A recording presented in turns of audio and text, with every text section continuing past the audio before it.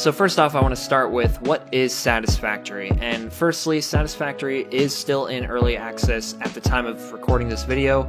So just keep that in mind, you know, when you run into glitches and stuff, it is still in, and you can see I'm in the experimental build, but it is currently still in the early access build. Alright, continuing to answer the question, what is Satisfactory?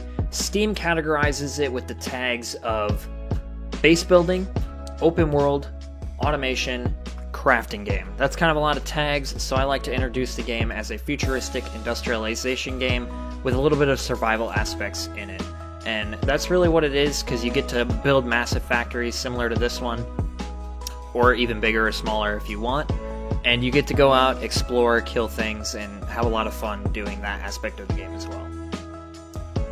Now, if you read the About This Game section on Steam for Satisfactory, you'll see that it has 3 little paragraphs. It'll say construct, automate, explore, and exploit. And really, what constructing is talking about is just really the main bread and butter of the game, and it's going to be building stuff just like this, like what I just did right there.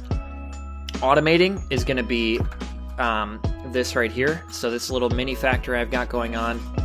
We've got some moving parts in here. It's all doing the work by itself, and it's fed from the back end, which this is going to look really messy, so I'm sorry in advance. It's fed from the back end back here, kind of feeds into the factory. So that's going to be automation. And at the beginning of the game, you don't start out with that. You have to do everything manually, but the game works its own magic and just makes it extremely fun, even though you're doing everything by hand.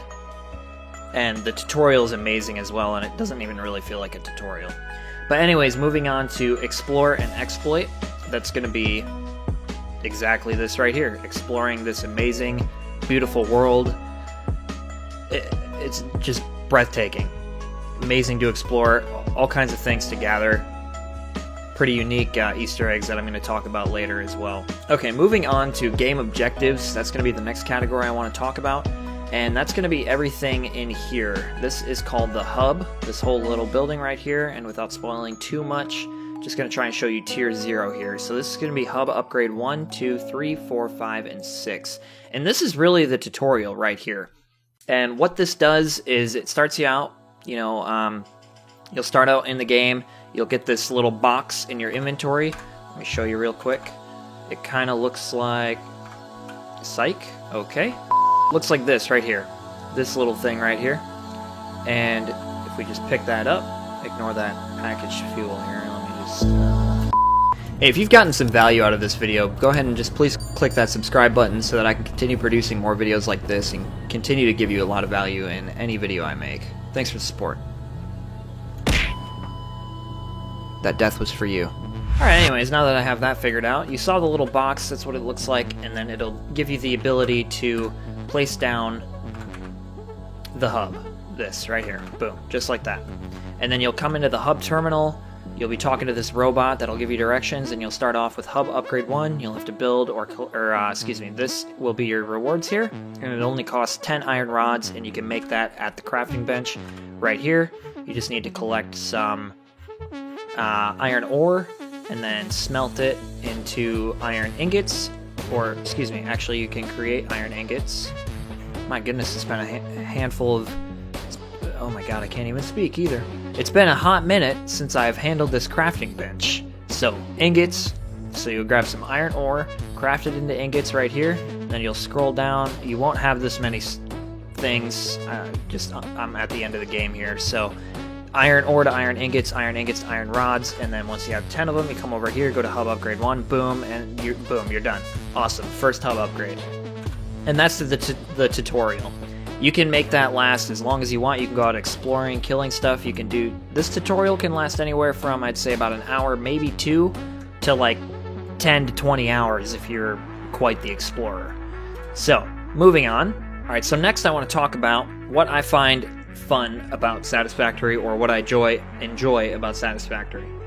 And really my favorite part of the game is the exploration aspect and being able to build massive bases like this. I did use a mod to create a base like this, but you can still build it without mods. It would just take a very, very long time. So really what I do enjoy the most about this game is exploring and being able, just how Coffee Stain Studios implemented the building aspects into the game. This is really unique and really fun, and it makes the game really interesting. Really, as a whole, this game is just unique. Being able to industrialize an entire planet is pretty dope. So, second to last, I want to talk about what is unique about Satisfactory, and like I just said, pretty much everything is unique about this game.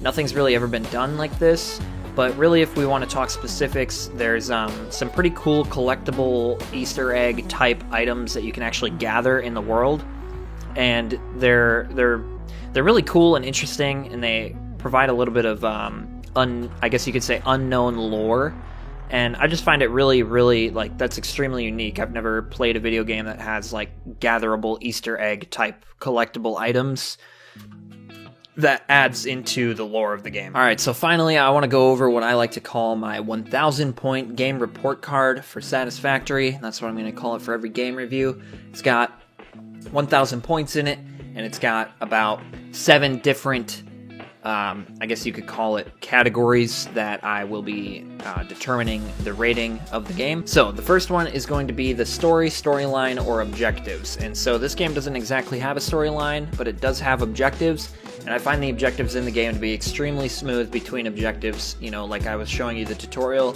hub 0 to 6 upgrades. Those are super smooth, amazing. It doesn't even feel like a tutorial. And then even from there on, after going from tier 1 to 8, it does get increasingly difficult, and for me personally, it became so difficult that it was really hard, essentially, for my mind to be able to comprehend and build bases to support all the way up to tier 8, and I haven't ever actually gotten that far without, I guess you could say, cheating, but really just using mods and building myself a creative world like this one. So it got given a near-perfect score of 325 out of 350 for the first category, and that is simply due to the fact that my small brain cannot comprehend how to build massive factories in this game. So if you feel like you've got Jimmy Neutron brain, then absolutely go wild, go ham on this game. It's super fun. Second category is going to be character, environment, or world development. So those 3 things within the game developing. And I find this to be the second most important thing in a game, whereas I find storyline, or objectives in the game to be the most important. So character development, again, not really a thing in this game. Environment and world development, though, is extremely important in this game, and it is literally so vital that if it was even a little bit bad, this game would not be very fun at all. And the environment and the world develops as you play it. The mobs in the game don't really change.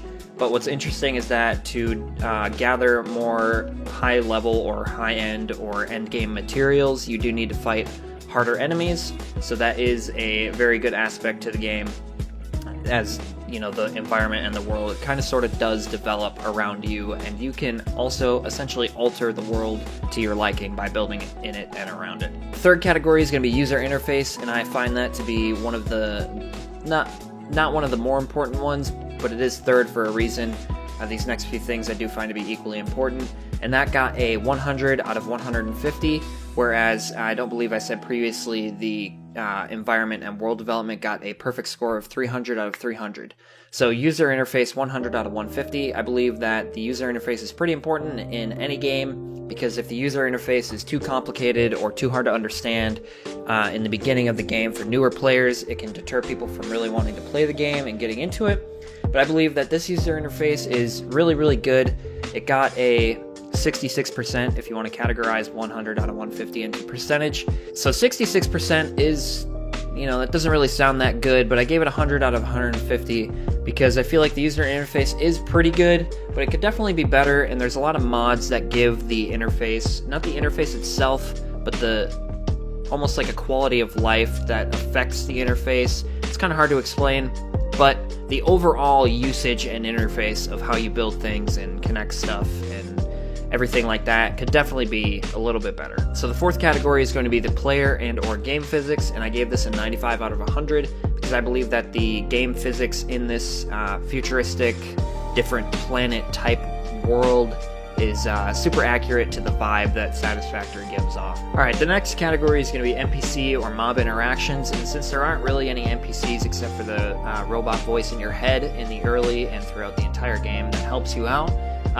mostly rating this off of mob interactions, and mob interactions is just entailing things like, how the fighting style of the game, is it extremely difficult, is it balanced well, and in the beginning of the game it can be extremely hard to fight certain mobs, but you do just have to be careful when you're exploring to avoid those end game areas, and outside of that you'll be alright. You just gotta watch, look up on YouTube how to fight different mobs, and I actually do have a YouTube video on that if you're interested. But this category got a 90 out of 100, and if you do end up needing help fighting mobs, go ahead and just click the card up in the top right corner of the screen. That will direct you to my video on everything about the enemies in Satisfactory. So my next category is the sixth one, and that's Is It Playable? And this one is just given a pass or a fail, and since this game is in early access mode, surprisingly, it is extremely playable. And if you compare it to Cyberpunk 2077 in early 2021 when it was released, which is what, that's the time of year right now, but that's when this video was uploaded. If you compare the playability of Cyberpunk to Satisfactory, this game is definitely, it could be released right now and would be much better than that.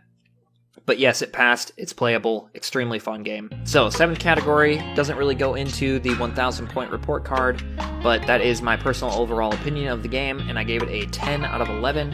And I gave it a 10 out of 11 because, no game's perfect, and I'm not really a true believer in giving a perfect score because, I don't know, I'm just weird like that.